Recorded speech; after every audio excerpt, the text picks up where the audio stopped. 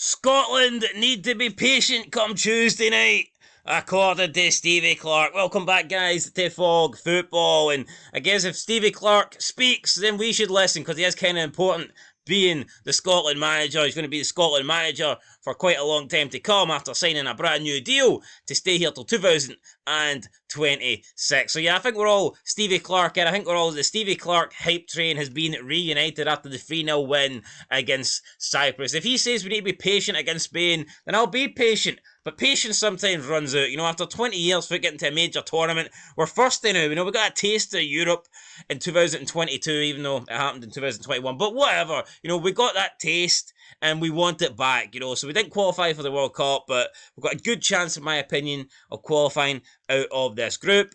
We got off to a really good start, a 3-0 win against Cyprus, which was matched, of course, by Spain, although you could argue they got a better 3-0 win considering they took on Norway, but still, Spain, Scotland, 3 points, plus 3 goal difference, is all going to come down to Tuesday night when it's Scotland versus Spain at Hampden Park. Yes, cannot wait for this game. First time since 2010, I want to say we've played Spain. It is, I believe so, and back then, Spain were undoubtedly the best team in the world. Yeah, I mean, Germany were pretty good in 2010, but they were young. Yeah, I mean, Spain undoubtedly were the best national team, and it probably wasn't even close, to be fair. They were the best national team in 2010, and by 2010, we had regressed quite a lot.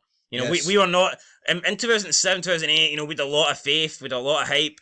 We beat France home and away. We felt good in that time. We felt like we were maybe on our way to qualifying for a major tournament. By the time we got to 2010, we'd seen a couple of shite managers, we'd seen some really poor performances, some really bad tactics, and you know that was one of our worst teams. But we took the game to Spain that night. I remember watching it, and we only lost by 3-2. It was a close match, and I'm thinking if we could do that against, I know it's only a one-off game, but we've improved a hell of a lot since then, and I think it's fair to say that Spain are no longer the team that they were. You take Xavi out, you take Iniesta out, you take all those great players out, and what are you left with? Spain have essentially got a bunch of kids. When was the last time Xavi and Iniesta played for Spain, mate? The last time we played them. Well, last time we played them, but I mean, come on, they've been a while ago. Well, we haven't played them. 8 years ago. Well, we haven't played them since then. Well, 13 years ago. What's the point I'm making? Well, that's the point I'm making. Prick. Anyway, right. Pedri's out injured, though. Well, that's good news. Pedri's out injured. Unfortunately, we also have injuries. Shea Adams out injured. But your man, Shanks is in. But Shanks is in. Shanklands has came into the team, and be interesting to see whether he starts or not. But yeah, like I said, both teams with a 3-0 win in the opening game. Steve Clarke came out and said, Cyprus were a different proposition. We had more attacking opportunities than we will maybe get tomorrow, but we need to get attacking opportunities against Spain. We have to capitalise on them. So, yeah, I mean, Steve Clarke, speaking the obvious, really, we're not going to get as many chances against Cyprus as we did against Spain. In all honesty, I didn't even feel like we got that many against Cyprus. I don't remember us peppering the Cyprus goal at all. I mean, John McGinn came out after the game and said it wasn't good enough. Which I like. You won 3-0, you could fairly easily come out and say... He could have come out and bragged and acted top man. He said we're not going to qualify if we play like that. Clarke also, I like it, Johnny. Clarke also went on to say they've changed quite a lot of players from the World Cup, but all the players are still quality players. They understand the system and how they want to play. They are a possession-based side with players who can hurt you in the final third. We will have to be organised and structured. You don't want to overcommit, certainly early in the game against Spain. You know that if you overcommit, you run the risk of being picked off. So we have to be good and patient without the ball, but we also have to be very positive when we have the ball. We have to be ready to be out of possession a little bit more than we were at the weekend, where we dominated possession. I mean, Steve Clarke, again, he's 40, he's very boring. He is, I mean, but he gets the job done. He does exactly what it says on the tin. Shite. Aye. Clarke went on to say, I go into every game thinking I'm going to win. I've done that since I was 17, every single game. I don't think you can be a professional and go into a game thinking you're going to lose. And he's won hee-haw. I like that for Stevie Clarke. I like it too, but I mean... So we approach the game knowing we have to be disciplined, we have to be organised, we have to play very, very well. Spain probably have to slightly underperform, but if that happens, we can get a positive result. I don't see any other way of looking at it, to be honest. That fills me with positivity, right? Maybe when I see the team selection, I won't be as positive, but the fact that he's saying that he's never went into a game not feeling like he was going to win. I know, but that's easy to say rather than actually feeling it. Well, I've went into plenty of games feeling like I was going to lose, and I did lose, so I mean... Well, to be fair to him, Fuck, I mean, I predicted them to get to the semis in the Euros, so therefore you're not really predicting them any lose too many games. Jesus Christ. Team news. Like we said, Shea Adams picked up an injury, so he is out and Shankland is in. Do I think Shankland will start? Do I think Shankland will even make an appearance? Probably not. I think he'll make an appearance. Especially if we're getting beat, I can maybe see him coming on. Lyndon Dykes is... Well, if we need a goal, right, which is probably going to be likely, you're not bringing fucking Brown on over him, are you? Oh, you might bring on Scott McTominay or something. Scott Brown? Kenny McLean. For God's sake. McLean! Lyndon Dykes is expected to lead the line in the absence of Adams, while Scott McTominay is pushing for a start after the Manchester United's late double against Cyprus. I don't think we should just reward McTominay with a start because he got 2 late goals against Cyprus. I mean, I might sound harsh, I might sound like a McTominay hater, but I mean, it doesn't mean anything. I think he's better off the bench. I would keep him on the bench. The thing is, if you put him in, who are we dropping? Well, that's it. I think the midfield picks itself. Because I thought Jack and McGregor worked really well together. Personally, I would have started Ferguson against Spain, but you know what? The midfield worked alright against Cyprus, so I wouldn't start Ferguson. But if I'm to see subs for the midfield, I want to see Ferguson and McTominay come on. But let's be honest, he can't drop McGinn. No. And I don't think you'll drop McGregor. He'll probably play... See, instead of playing Armstrong off Dykes or whatever, or Adams, which he did in the first... Play McGinn off and put another guy in the midfield. McGregor and Jack have come out recently and said how well they work together on the Scotland setup. Oh. So, I mean, I know some Rangers Celtic fans might not want to hear that, but they seem to enjoy that wee partnership. I personally wouldn't break it up. I wouldn't break it up either. So we'll see. We'll see if McTominay can force his way in there. I mean, I think the fact that McTominay's been tried in pretty much every single position, that's... To me, if you're a good player, right? See if you're a good player, you get played in your preferred position. See once you're getting thrown about... See like a Phil Neville, for example. Yeah. Or a Flamini. I kind of liked Flamini, I'm not going to lie, but let's be honest. You know, the fact that he was pushed around in certain roles. But look at Phil Neville. They say, or Gary Neville, a utility player.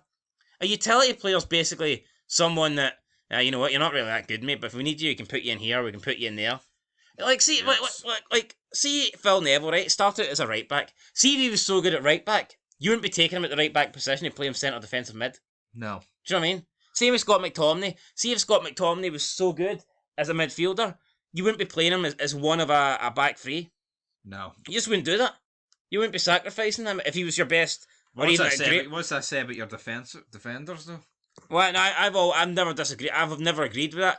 I thought it was always dumb playing someone who's not a defender in defence.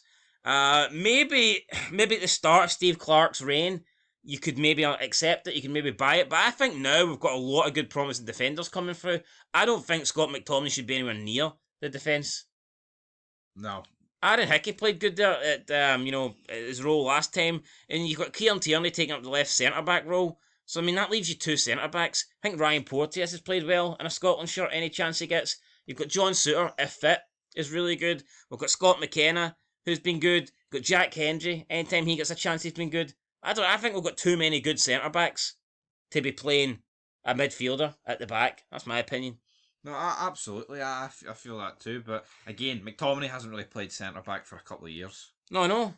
Which is a good thing. No, but you brought up, like, what does that? How does that make me feel about the Scotland team if he does play there? Well, there we go. I just said. Would you change anything from the game? Clarke Adams has to. Well, obviously, I'd take. You know what, man? When you win 3-0, it's hard to change the team. Now you could argue, it was 3-0 against Cyprus, and some people have come out, some pundits have come out and said that if he was playing Spain on Saturday, he wouldn't have picked the same team. That was said about Ryan Jack. I think that's harsh. I think Ryan Jack's been very good. I think Ryan Jack didn't put a foot wrong for Scotland, and I think he's been Rangers' best centre midfielder for the last couple of seasons. So I think Ryan Jack. I would start Ryan Jack again. I would, of course I would. Of course I would. Him and McGregor. That's the way it's got to be. And if you're going to play him again further forward with Dykes, you put in another midfielder, and that would be Lewis Ferguson for me. Yeah, Lewis Ferguson. Why not? Give him a chance. He's been scoring goals in Bologna. He's been scoring goals. Why call up these informed players not to play them? Honestly, it's like I don't get the justification. So you've got people like Kelly and Clarke, right, who have been fit. I mean, they've been I don't agree with that. That's actually something I would change. I would take Angus Gunn out. I think it's very disrespectful to bring this Angus Gunn in who never wanted to play for Scotland. Then all of a sudden, there's an injury, and as soon as he thinks he might actually be the number one, or he gets promised he's going to be number one, then all of a sudden Scotland's okay for him. I think that's a slap in the face to Sander Clarke and Liam Kelly. And we could be looking at a situation where even when Gordon comes back, this guy could be preferred over him. No, that's not going to happen. Oh, maybe because of age. Listen, there's no guarantee Gordon's coming back. He might want to come back, but it's a double leg break's not something you easily recover from. And at 40, not many players, right, are playing both club. Let's be real. Not many players are playing at all come the age of 40. And if they are, most of them have retired from international football.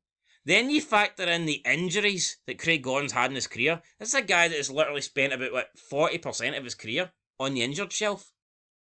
I think it's asking a lot for Craig Gordon to come back. Which is a mad amount for a goalie. And still be number one in both club and country. Hearts in Scotland. I don't really see that happening, to be honest. It is, but you gotta have faith, man. Although, Craig Gordon did say he wanted to play for Scotland in a major tournament and he wanted to take them to the World Cup. So, in my opinion, he was robbed in the Euros. I actually think it's kind of disgraceful that he never got a game. And I think it's embarrassing, to be honest. So did I. He never even got a minute. I know, but that bastard Marshall did. No, I'm not going to sit here and say Davy Marshall's shite, right? But let's be honest, Davy Marshall played a hand in costing us the opening game against Czech Republic. And you can argue it was an accident or whatever. But even seeing the Croatia game, right? See when we were getting beat towards the end, and you knew our tournament was over. I mean, is Craig Gordon can we not bring him on for 20 minutes? I know. Now, is it loyalty to Davy Marshall getting us there? Fair enough, if he's number one goalkeeper. But I think you've got some managers that actually give the entire team. Remember that guy at the World Cup? I can't remember, who was he? The Italian? No, that was not a Euros. Italian guy? No, the last World Cup. Italian as well, yeah, it happened in the Euro. On the goalies and all? Aye, but the last World Cup there was a manager that he was changing everybody, so every one of his players got some game time. Can't remember. I think that's... I don't know who it was, Argentina. I can't remember, but anyway, point is, I think that's really good. It is? And it was France. It was France, because I remember they played Mandanda. And I don't know, I would have just... I think it's actually poor that Craig Gordon never got any game time, guys, at the Euros. Anyway, that is it. We're going to go with pretty much the same team that started the Cyprus game. The only change we're making is obviously Lyndon Dykes for Adams. And I would take out Angus Gunn, but let's be honest, that's not going to happen now. Angus Gunn was picked as number one, and he kept a clean sheet. Albeit, nothing to do, but he kept a clean sheet. There's no logical reason as to why Clarke would change it now. No, absolutely not. And he's going to keep it. No matter how much we disagree with it, man, that's the sad thing. So, that's it, guys. Catch you in the next one. Score predictions? Score predictions. I'm going to go 1-1. I went with 2 each earlier, and I've seen no reason to change it. Shanklin double. I'd take it I'd take it too. Anyway, guys, that's it. Leave your predictions and your score lines down below, and we will catch you in the review. Till then, though, peace.